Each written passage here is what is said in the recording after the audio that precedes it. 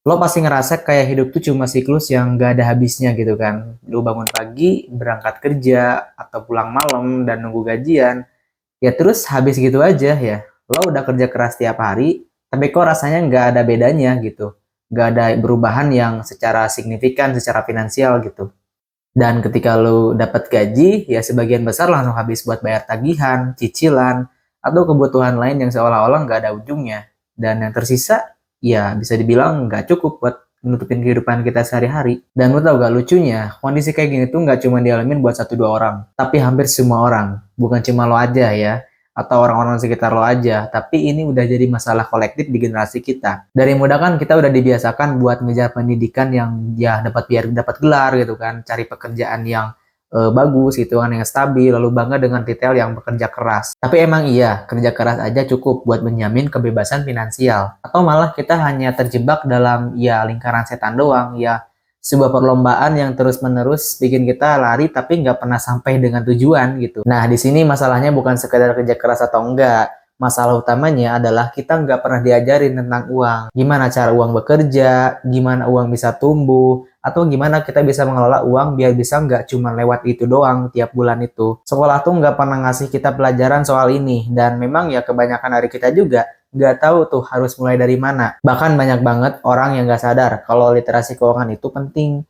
dan nggak pernah benar-benar ngerti juga gitu kan mengenai uang ini selain sekedar alat buat belanja ya. Nah, di video ini gue mau ngebahas mengenai kenapa sih generasi kita itu minim banget literasi keuangan. Dan gue juga di sini bakal ngambil beberapa pelajaran dari buku Rich Dad Poor Dad karya Robert Kiyosaki yang menurut gue buku ini ngebuka mata banyak orang banget ya tentang gimana cara kerja uang. Dan terus apalagi kenapa kita harus mulai berpikir kayak orang kaya gitu kan. Yang mana kita tuh pengen banget kan punya masa depan yang lebih stabil dan lebih bebas. Dan mungkin ini bakal bikin lo mikir ulang tentang konsep kerja keras dan ngebuka perspektif baru juga tentang gimana sebenarnya sih uang itu bisa bekerja buat kita gitu kan, bukan sebaliknya kita jadi budak uang. Dan di akhir video ini juga gue bukan pengen lo cuman pengen paham mengenai pentingnya keuangan doang gitu kan, tapi lo juga bisa ngerti langkah-langkah praktis yang bisa langsung lo terapin buat buat ngebangun masa depan secara finansial yang lebih jauh lebih aman gitu kan. Oke, jadi ayo kita bahas.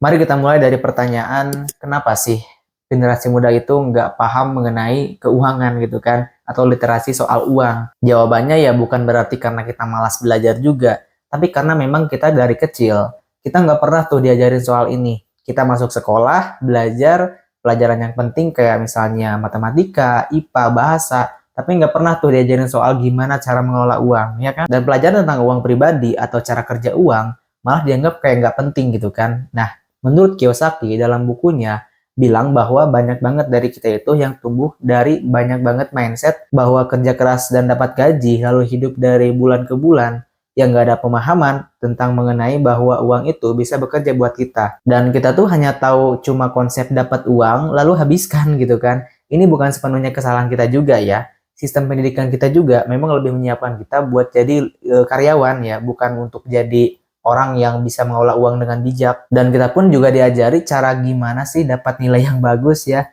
lulus dapat kerja, kemudian dan selesai sampai di situ aja kan.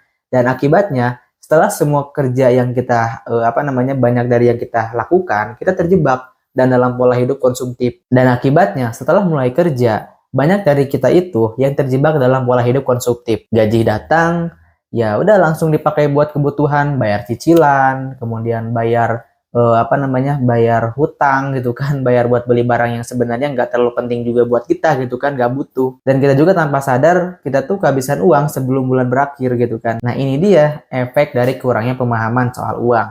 Terus gimana sih cara ngebangunnya, sesuatu yang emang nggak diajarin banget di sekolah gitu kan, atau bahkan jarang nggak tahu, bahkan nggak pernah gitu kan diajarin di sekolah atau di lingkungan sekitar kita. Dan masalahnya itu kan kita jadi generasi yang hidup di era informasi dan digitalisasi, di mana segala sesuatu terasa lebih cepat ya kan. Tapi di sisi lain kita tuh kayak nggak punya fondasi keuangan yang kuat juga. Kita tuh kayak nggak tahu gimana cara mengelola pemasukan dan pengeluaran yang bijak. Kan banyak banget dari kita itu yang akhirnya belajar tentang uang dengan cara yang mahal. Dalam arti dari kesalahan-kesalahan sendiri yang berujung pada hutang atau hidup yang selalu bergantung pada gaji dari gaji ke gaji selanjutnya. Nah, buat keluar dari lingkaran ini, kita memang harus sadar bahwa gimana pemahaman uang itu penting banget ya kan, layak buat dipelajari gitu. Dan di buku Rich Dad Poor Dad ini juga ngajarin kita kalau kita itu harus punya pola pikir yang berbeda dengan tentang uang itu gitu ya.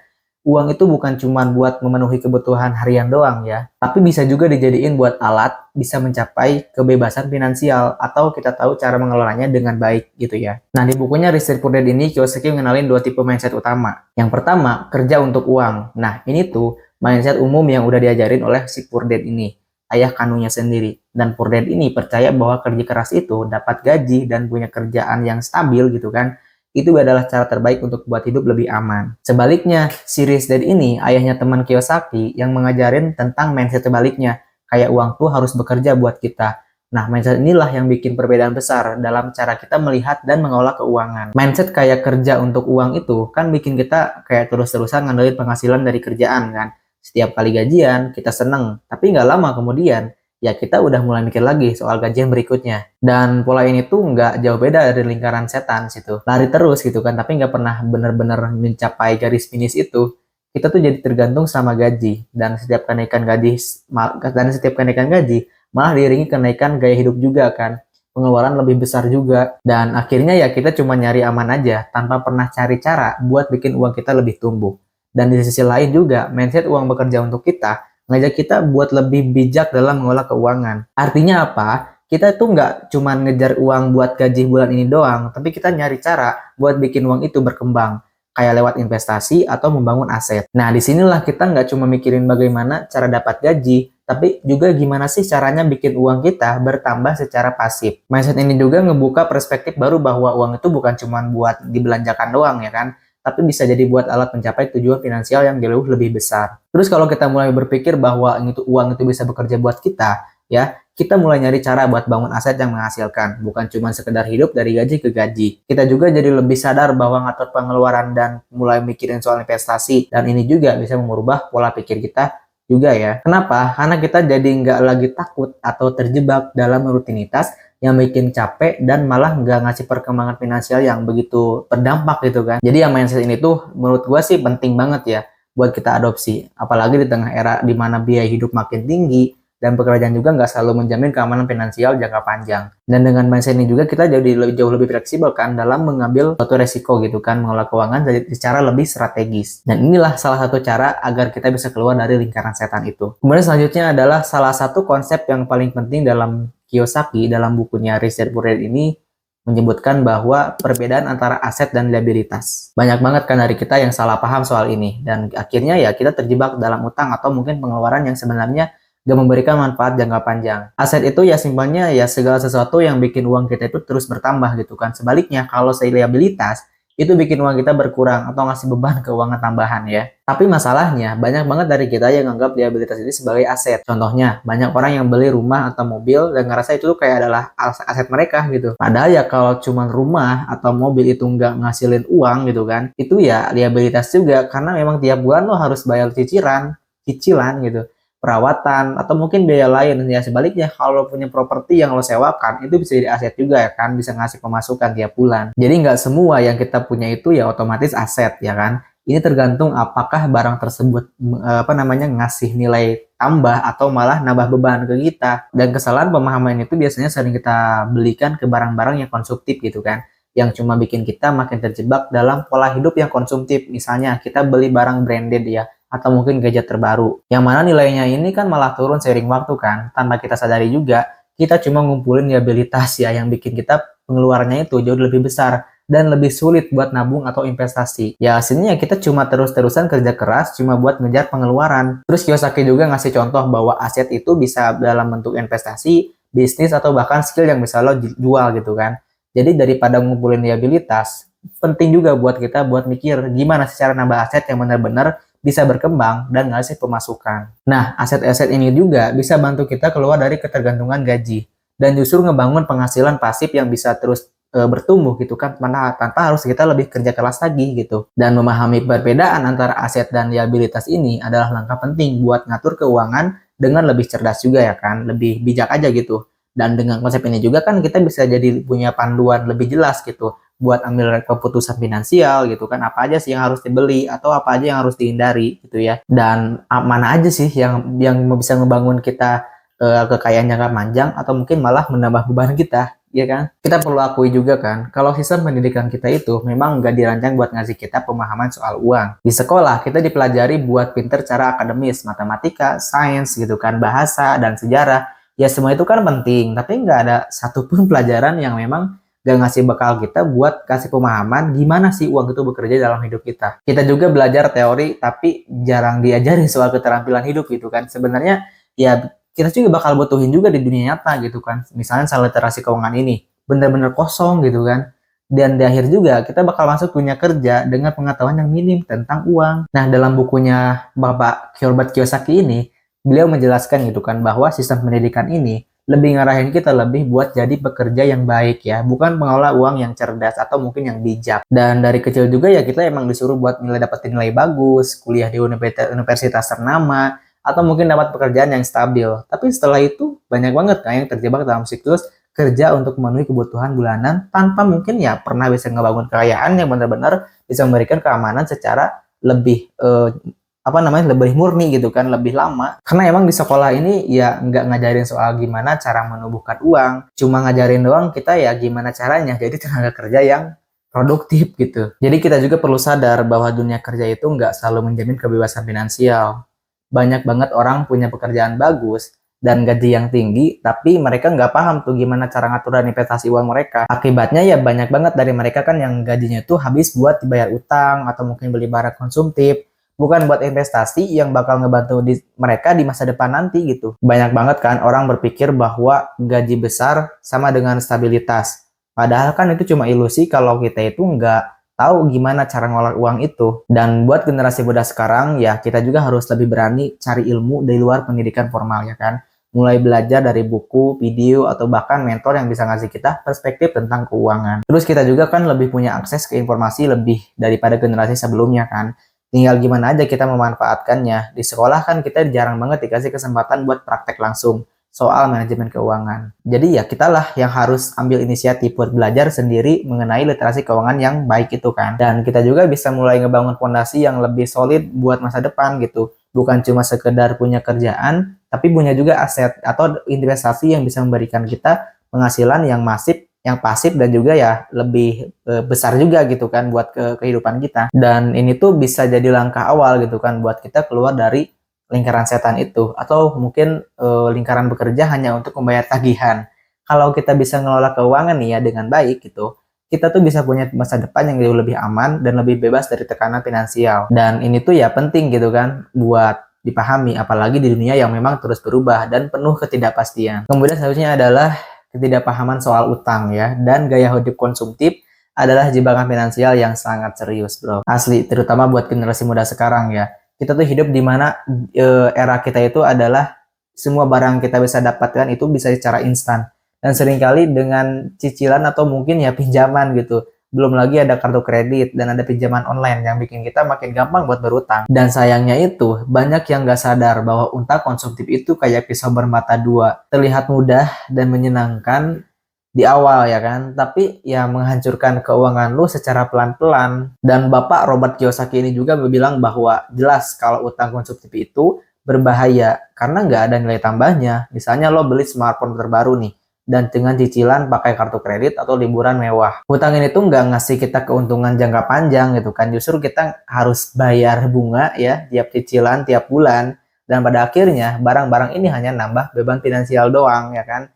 Dan nggak bisa bikin kita buat nabung nabung atau investasi juga. Dan generasi muda kita juga ya sering terjebak banget sama gaya hidup konsumtif. Karena emang terpengaruh media sosial juga kan. Kita ngelihat orang lain tuh kayak punya barang-barang mewah, atau mungkin liburan di tempat eksotis, atau pakai baju-baju branded ya. Dan akhirnya kita tergoda buat ikut-ikutan ya, kita FOMO gitu. Tapi kita juga harus ingat, apa yang kita lihat di media sosial itu, ya memang cuma bagian terbaiknya doang. Kan mereka nggak ngasih tahu tuh, cara mereka susah-susah juga kan nggak ngasih tahu gitu. Dan kita juga nggak tahu kondisi finansial mereka, yang sebenarnya ya kalau kita ikut-ikutan, tanpa perhitungan gitu kan, kita bisa terjebak dalam siklus yang utangnya itu terbilang ya sangat rumit gitu kan, sangat susah. Selain itu juga kan ada banyak banget budaya gengsi yang bikin kita makin terjerumus. Banyak banget yang ngerasa kalau mereka itu harus punya mobil lah, punya gadget mahal lah, atau mungkin nongkrong yang di tempat yang cozy gitu ya, dianggap sukses itu kan, padahal ya kesuksesan finansial itu bukan cuma soal barang-barang doang yang kita punya, tapi gimana cara kita bisa ngelola keuangan biar tetap stabil gitu kan dan berkembang.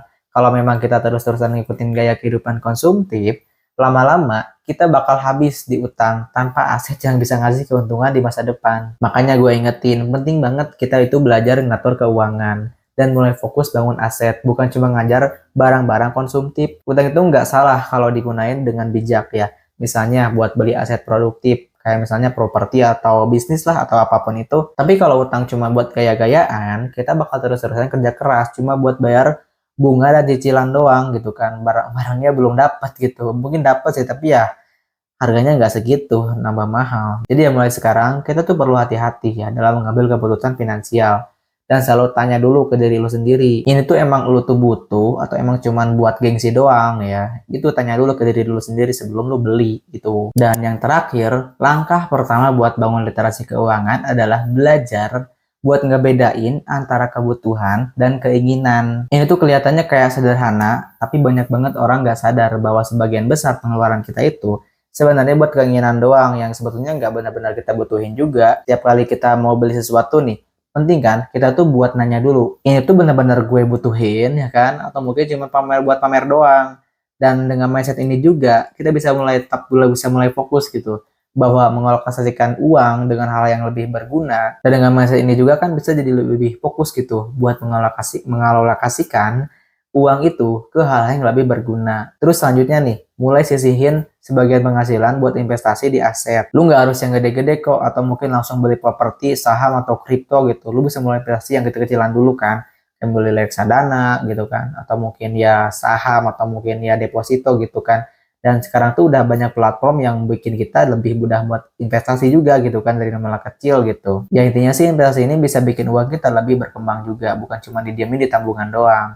Dan dengan mulai lu investasi yang kecil-kecil dulu gitu kan, kita bisa belajar lebih soal kita bisa belajar manajemen risiko gitu kan, dan cara mainnya sambil bangun kemampuan diri juga. Terus dalam bukunya Kiyosaki juga beliau ngingetin bahwa pentingnya punya penghasilan yang pasif. Apa sih penghasilan pasif itu? Ya bisa kita dapat tanpa harus terus-terusan bekerja gitu. Nah, itu bisa berupa bisnis gitu kan, atau mungkin yang properti yang disewain, atau mungkin saham yang ngasih dividen gitu kan. Dan kita juga bisa punya penghasilan yang pasif, dan kita tuh nggak bakalan terus tergantung sepenuhnya sama gaji bulanan ya kan. Jadi kita bisa lebih bebas aja gitu buat ngambil keputusan tanpa takut kehilangan sumber penghasilan yang utama. Dan ya mungkin terakhir lagi ya, ini penting banget kan buat kita tuh punya rencana jangka keuangan yang panjang. Mulai dari nabung buat dana darurat gitu kan, kemudian bikin alokasi investasi rutin, sampai ke rencana keuangan pensiun buat masa depan nanti. Dan semuanya itu ya bisa kita capai kalau kita udah punya pondasi literasi keuangan yang baik gitu. Ingat ya, literasi keuangan itu bukan cuma soal bisa bayar tagihan bulan ini doang ya, tapi soal punya strategi yang bikin kita terus tumbuh dan berkembang gitu. Biar apa? Biar kita nggak perlu khawatir soal keuangan di masa depan nanti. Oke, kita masuk ke kesimpulan aja deh. Kayaknya terlalu lama deh. Ingat cuy ya, kalau kita nggak ngerti cara gimana main uang ya, kita bakal terus-terusan bekerja buat orang lain, atau mungkin yang udah ngerti gitu ya.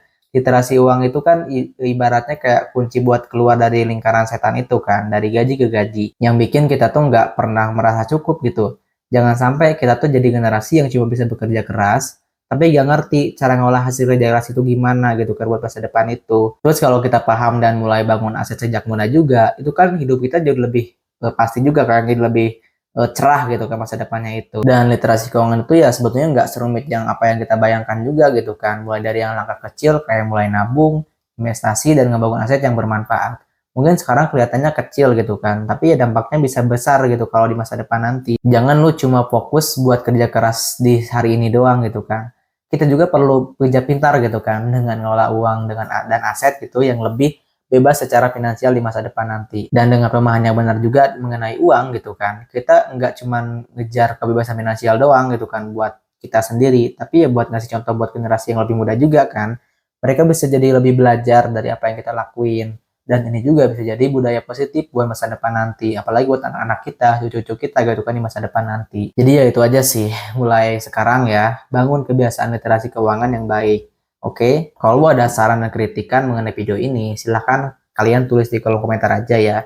Nanti kita diskusiin aja, atau mungkin terima kasih yang udah nonton video ini sampai selesai. Mohon maaf kalau misalnya dari perkataan gua ada yang kurang berkenan di hati kalian ya. Oke, thank you udah nonton. See you next video. Bye-bye.